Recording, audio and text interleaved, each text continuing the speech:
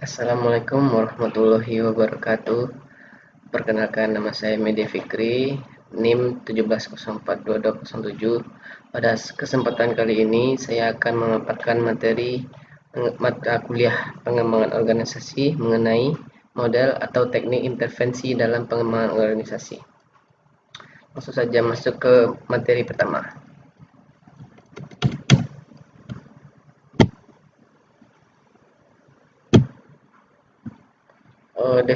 Definisi intervensi. Menurut Miftah Toha tahun 2003, intervensi dimaksudkan untuk menetapkan cara-cara yang patut digunakan untuk merencanakan perbaikan berdasarkan masalah yang ditemukan dalam proses diagnosis dan pemberian umpan balik. Kemudian menurut Arif tahun 2011, intervensi pengembangan organisasi adalah serangkaian kegiatan terstruktur yang di dalamnya terdapat unit-unit organisasi terpilih yang melakukan tugas secara langsung atau tidak langsung. Sasaran tugas dihubungkan dengan perbaikan organisasi. Lanjut, menurut Argyris tahun 1970, intervensi adalah kegiatan yang mencoba masuk ke dalam suatu sistem tata hubungan yang sedang berjalan, hadir berada di antara orang-orang, kelompok, atau objek dengan tujuan membantu proses perbaikan. Ada 3 kriteria utama intervensi yang efektif. Pertama, sejauh mana intervensi tersebut dilihat relevan terhadap kebutuhan organisasi. Yang kedua, intervensi berdasarkan pada pengetahuan tentang penyebab dari hasil-hasil yang dimaksudkan. Yang ketiga, sejauh mana intervensi tersebut dilihat dapat meningkatkan kapasitas organisasi untuk mengelola perubahan. Kemudian lanjut, ada 3 hal pula yang perlu diperhatikan dalam proses perencanaan intervensi. Yang pertama, kesiapan klien dalam melakukan perubahan. Yang kedua, kesiapan internal dalam mengatur, memonitor, dan memelihara proses perubahan. Yang terakhir, kepastian bahwa perubahan masih dalam batas kekuasaan dan kewenangan dari organisasi tersebut. Lanjut pada materi pendekatan dasar dalam intervensi. Ada 3 pendekatan dasar dalam intervensi pengembangan organisasi, yaitu intervensi struktural, intervensi teknikal, dan intervensi perilaku. Yang pertama, intervensi struktural. Intervensi ini berfokus dalam melakukan perubahan dengan tujuan agar perubahan yang dilakukan dapat terlaksana dengan baik. Intervensi struktural ini mencakup pertama, restrukturasi organisasi, penerapan sistem imbalan, perubahan menyangkut kultur organisasi. Kemudian yang kedua, intervensi teknikal. Intervensi ini dilakukan dalam rangka melakukan perubahan pada tugas-tugas yang dilakukan oleh pegawai, penggunaan saran kerja dan teknologi dalam menunjang pekerjaan. Intervensi teknikal ini menyangkut beberapa hal. Yang pertama, merancang ulang pekerjaan, sistem sosioteknikal, dan peningkatan mutu kekaryaan. Lanjut, intervensi yang ketiga, yaitu intervensi perilaku. Intervensi ini lebih berfokus pada manusianya, dilakukan dalam rangka mengubah sikap, motivasi, dan perilaku anggota-anggota yang ada di dalam organisasi. Intervensi perilaku ini dibagi dalam 2 macam pendekatan, yaitu pendekatan individu dan pendekatan kelompok. Kemudian kita masuk kepada materi pendekatan intervensi pengembangan organisasi. Ada 4 macam pendekatan intervensi, teknik-teknik intervensi dalam pengembangan organisasi. Yang pertama yaitu Human Process Intervention. Yang kedua, Techno-Structural Intervention. Yang ketiga, Human Resource Management Intervention. Dan yang keempat, Strategic Intervention. Yang pertama, kita masuk pada Human Process Intervention, yaitu intervensi proses manusia yang berkaitan dengan hubungan interpersonal dan dinamika antar kelompok. Intervensi ini berfokus pada orang-orang yang ada di dalam organisasi dan proses melalui mana anggota organisasi mencapai tujuan dari organisasi. Proses ini meliputi komunikasi, pemecahan masalah, pengambilan keputusan, dan kepemimpinan. Dari beberapa jenis teknik intervensi dalam human process intervention ada 9 macam teknik. Yang pertama yaitu proses konsultan. Proses konsultan ini yang merupakan intervensi yang berfokus pada hubungan interpersonal dan dinamika sosial yang terjadi dalam kelompok kerja. Konsultasi proses membantu anggota kelompok mendiagnosis berfungsi kelompok dan solusi yang tepat terhadap masalah-masalah organisasi. Yang kedua, third party intervention. Metode perubahan ini merupakan suatu bentuk konsultasi proses pada hubungan interpersonal yang tidak berfungsi dalam organisasi. Yang ketiga, yaitu team building.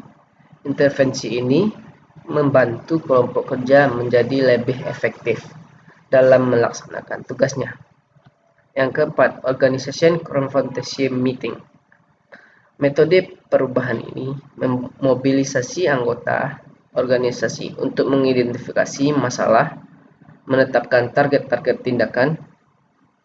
Intervensi ini diterapkan ketika organisasi mengalami stres dan ketika manajemen membutuhkan untuk mengatur resource dan dalam rangka memecahkan masalah.